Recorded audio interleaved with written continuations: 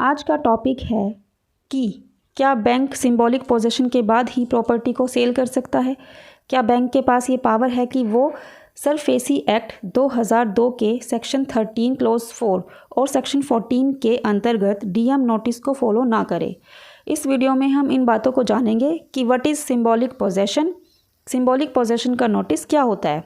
जब बैंक से आप लोन लेते हैं और बैंक का पैसा जमा नहीं करते और 3 महीने तक लगातार डिफ़ॉल्ट करते हैं यानी 90 डेज़ तक, तो बैंक आपको नोटिस भेजता है और कहता है कि आपका खाता एनपीए कैटेगरी में डाल दिया गया है। एनपीए का मतलब है नॉन परफॉर्मिंग असेट। आप अपने खाते को एनपीए से बाहर निकालिए, तब आपको बैंक ये कहता है, और अपने खाते में पैसे डालिए।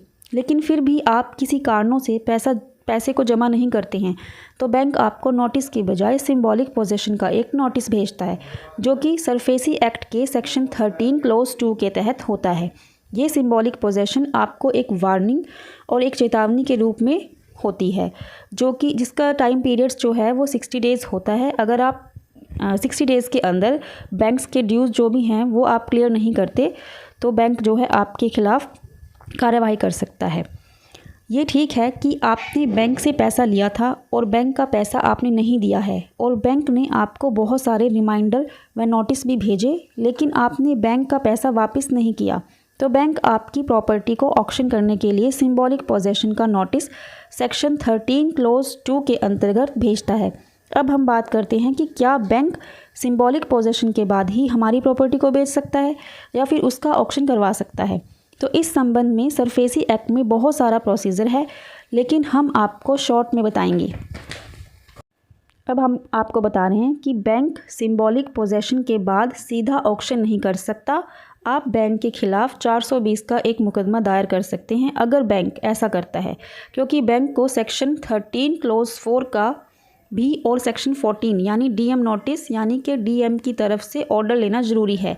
जब डीएम का नोटिस जब तक नहीं आएगा विद इन 14 डेज़ में, और उसमें भी आपको विद इन 14 डेज़ का एक समय मिलता है कि आप उसमें अपील में जाएं, डीआरटी डेबिट रिकवरी ट्रिब्यूनल। अगर आप डीआरटी में अपील फाइल नहीं करते तो 14 डेज़ का समय ख़त्म होने के बाद एक नोटिस और मिलेगा, जिसमें बैंक आपकी प्रॉपर्टी को ऑक्शन करवा सकता है। तब जाकर के बैंक इस प्रक्रिया के तहत आपकी प्रॉपर्टी को ऑक्शन करवा सकता है। उससे पहले बैंक आपकी प्रॉपर्टी को ऑक्शन नहीं करवा सकता, चाहे वह सिंबॉलिक पोजेशन ही क्यों ना हो, क्योंकि symbolic possession under section 13 close 2 SARFAESI act के तहत दिया जाता है, जो एक वार्निंग होती है जिसमें 60 डेज़ का समय पेंडिंग डेबिट्स या पेंडिंग इंस्टॉलमेंट्स भरने के लिए कहा जाता है। केवल यही होता है। सिंबॉलिक पोजेशन के बाद भी आपको समय दिया जाता है कि आप बैंक का पैसा लौटा दें। यदि बैंक आपकी प्रॉपर्टी को सेल करने के लिए लोकल न्यूज़पेपर में कोई भी एडवर्टाइजमेंट देता है, तो आप बैंक के खिलाफ एफआईआर दर्ज कर सकते हैं और डीआरटी में जाकर बैंक के खिलाफ अपील कर सकते हैं।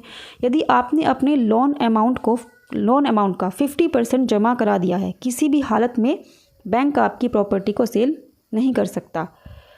और यदि बैंक ऐसा करता है तो आप बैंक के ऊपर एफआईआर कर सकते हैं और आप बैंक से कंपनसेशन की डिमांड भी कर सकते हैं।